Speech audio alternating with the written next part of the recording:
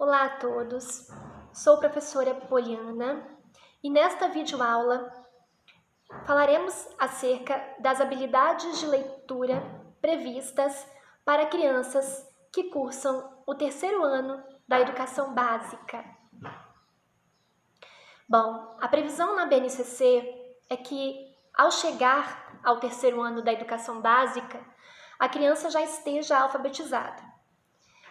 Segundo a diretriz do documento, a alfabetização tem de ocorrer até o final do segundo ano da educação básica e, ao ser alfabetizada, a criança tem de estar também em processo de letramento, ou seja, ela já tem que reconhecer e dar sentido aos textos que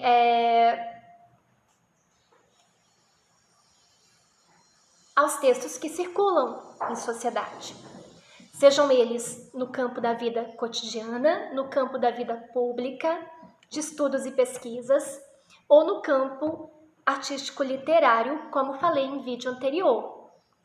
Também, no primeiro e segundo ano, já devem ter sido desenvolvidas algumas habilidades de leitura, como, por exemplo, a capacidade de entender informações explícitas e implícitas em textos, bem como a possibilidade de se fazer inferências expectativas acerca da leitura.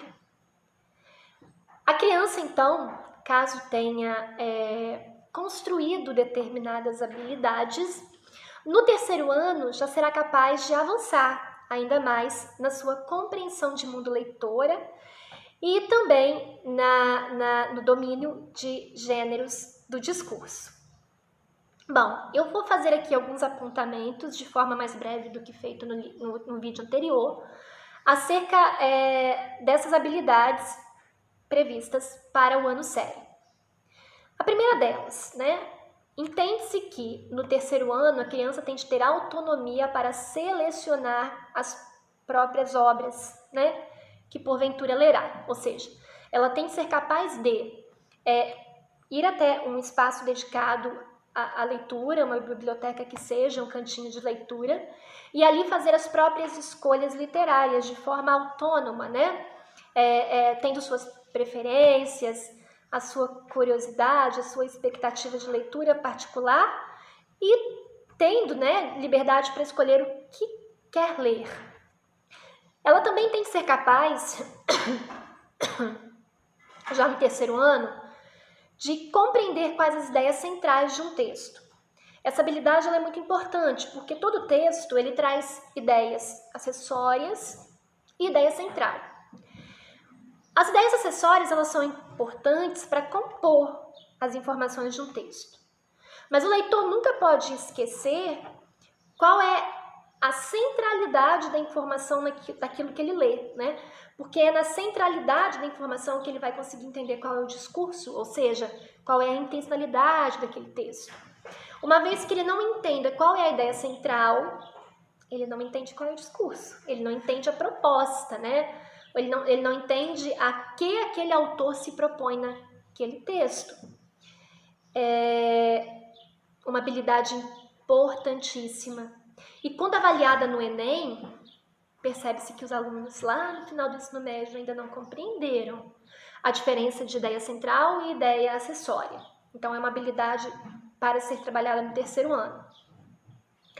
Quando eu falo uma habilidade para o terceiro ano, isso não quer dizer que eu não vou trabalhar as habilidades lá do primeiro e segundo, Aquelas habilidades de compreender uma informação explícita, compreender uma informação implícita, elas vão ser trabalhadas até o final do ensino médio.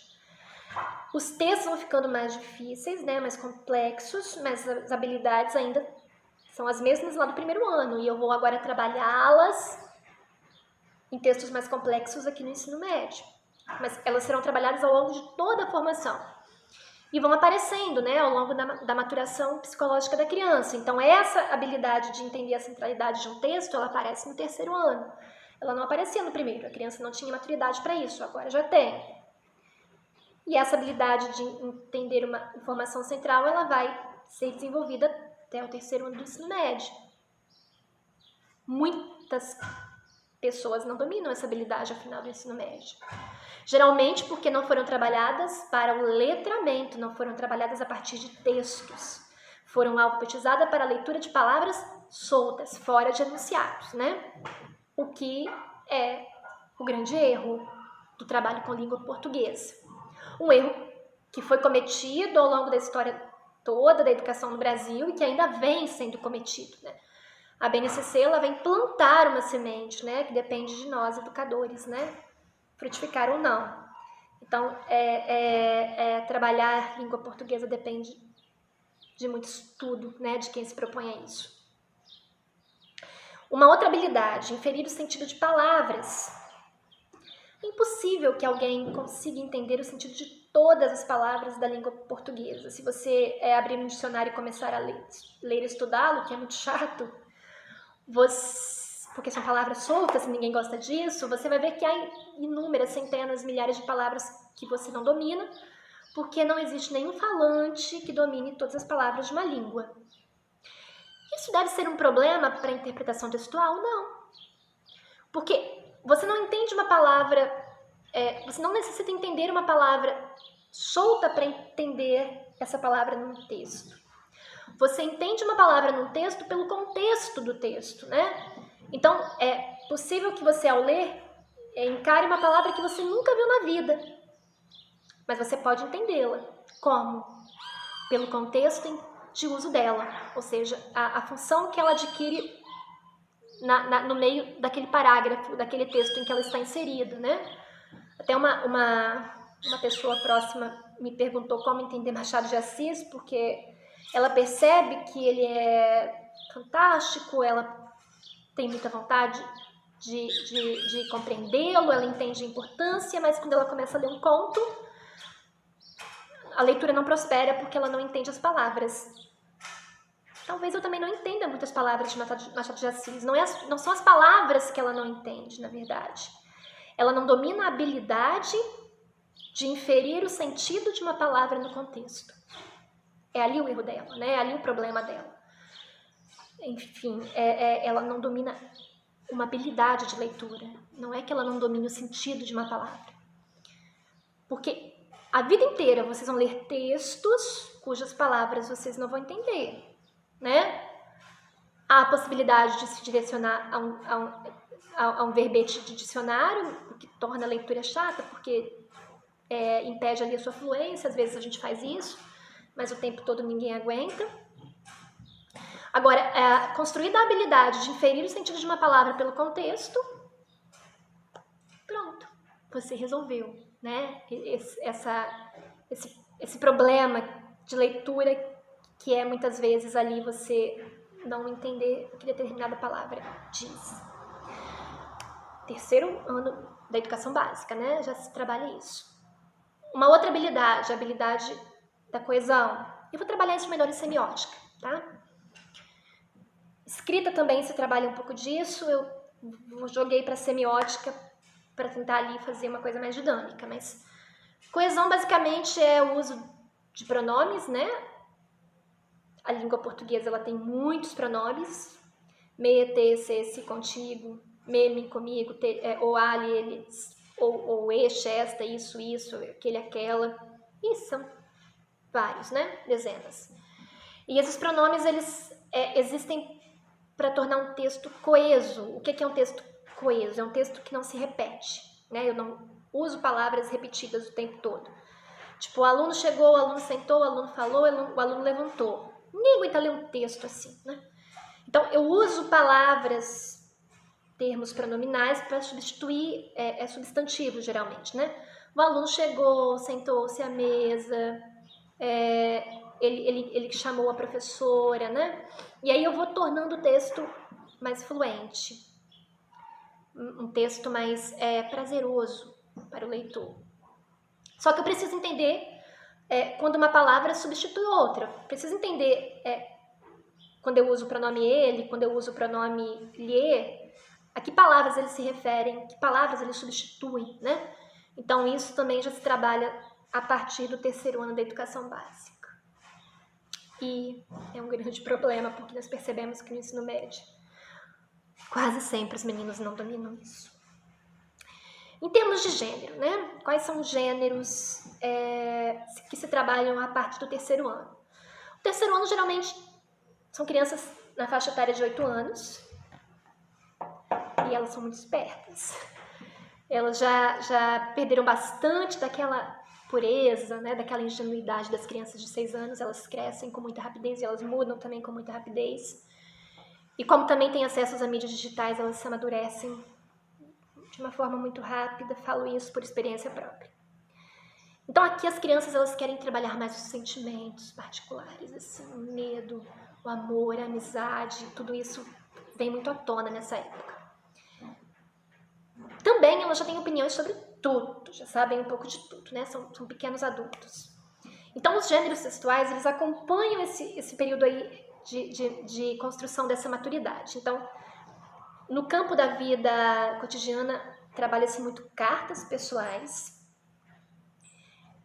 e diários, né? Sabendo que o diários é um gênero que elas amam de paixão e podem trazer, assim, tanto retorno, né? De leitura e até de escrita posteriormente, e há ótimos livros de literatura infantil e juvenil, até mais de juvenil para essa fase, trabalhados em forma de diário, até livros, né, muito sérios como o Diário de Anne Frank, né? Notícias também, no campo da vida pública, jornal, todo tipo de notícia presente em jornal, todo tipo de texto presente em jornal, né? Também é hora de trabalhar com as crianças a leitura de propagandas, e elas são muito maduras para compreender que a propaganda é uma tipologia argumentativa que tenta persuadir. Então, é hora de trabalhar com elas a persuasão, mostrar como que elas correm perigo, né? Se não forem boas leitoras, porque podem ser manipuladas por esse tipo de propaganda, que podem tentar construir nelas determinados valores de consumismo, determinados valores relativos à questão dos estereótipos da imagem, né, que podem ser danosos mesmo à autoestima. Então é hora de trabalhar com elas, né, a propaganda, torná-las leitoras de propagandas, né, prepará-las para a criticidade em relação a esse tipo de gênero. Há muitos youtubers que trabalham propagandas ali nos vídeos, né, para tentar manipular as crianças no sentido da compra, na valorização assim de determinada imagem física como a ideal. Então é um momento ali que a criança corre perigo, né? É um momento em que a sociedade capitalista pode torná-la prisioneira, né, de determinados valores. Então o professor ali no campo dos textos, nos gêneros da vida pública, né, ele tem que trabalhar bastante isso. Então, cartas pessoais e diários lá no campo da vida cotidiana, né? Notícias e propagandas no campo da vida pública. No campo dos estudos e pesquisas, experiências científicas, verbetes, pesquisas, né? Enunciados de atividades. É um problema, as crianças muitas vezes leem as atividades e não entendem os enunciados. O que é pedido, por isso não conseguem fazer, então entra aqui também. E no campo artístico literário, além da questão de selecionar livros, né, é hora da criança começar a ler livros sem figura. Ela tem que dar um passinho à frente, né, na sua leitura e entender que os livros não têm que necessariamente ter figuras, né? Isso até o segundo ano ela não tinha um bom entendimento. Então aqui a literatura ela dá um passo, ela sai daquele mundo só infantil para dar uma voltinha ali no mundo infanto-juvenil. Então é hora de ler Lígia Bojunga, A Bolsa Amarela, Tchau, Os Colegas. É hora de ler Bia Bisabel, da Ana Maria Machado. Ou seja, é hora da criança dar uma ousadinha ali, começar a ler uns livros ali um pouquinho mais extensos, de até 50, 60 páginas, com temáticas um pouquinho pré-adolescentes, assim, de construção da identidade, né? Um Bia Bisabel, por exemplo, que é ali a procura de uma identidade ali por meio de uma narrativa, uma vez que a criança de 8 anos já também quer se pôr no mundo, né? Ela quer se mostrar como alguém com opiniões, com visões de mundo particulares, e essa literatura vai ajudar muito, porque vai levar a criança a entender melhor o espaço em que ela habita, as relações sociais e como ela se impor, né, como indivíduo autônomo nesse meio. Ai, eu fico encantada com a BNCC, com as habilidades que se constroem por meio dela, com o papel da escola na formação de indivíduo. Eu fico realmente muito encantada com isso, com a função de um professor, e eu lamento muito que não tenha o valor e o entendimento, né, da sociedade. Às vezes tem, às vezes não tem. E eu fico muito triste quando uma criança é privada disso tudo, né? Quando ela é posta numa mesa escolar, obrigada a aprender a leitura e a escrita por meio de palavras soltas, somente com método fônico, passa pela vida escolar inteira, não constrói habilidade nenhuma, ou muito poucas, que não lhe tornarão competentes. E sai da escola, né? Sem ter conhecido esse mundo todo da leitura, que muitas vezes não vai conhecer em outro lugar, né? Posteriormente também não vai ter oportunidade. E como adulto, não será privado, né? De tantos saberes, de tantos prazeres que o conhecimento pode trazer. Então eu fico olhando isso aqui tudo, assim, estudando e pensando nisso, e vale ali também para a reflexão de vocês, né? A importância e a função de um professor, e a importância de o professor trabalhar bem, né? Todo esse emaranhado de habilidades referentes ali à formação linguística de um educando, né? No caso, a gente está trabalhando mais leitura aqui, mas também oralidade, também escrita, também semiótica. É isso, pessoal. Obrigada pela atenção. Até a próxima videoaula.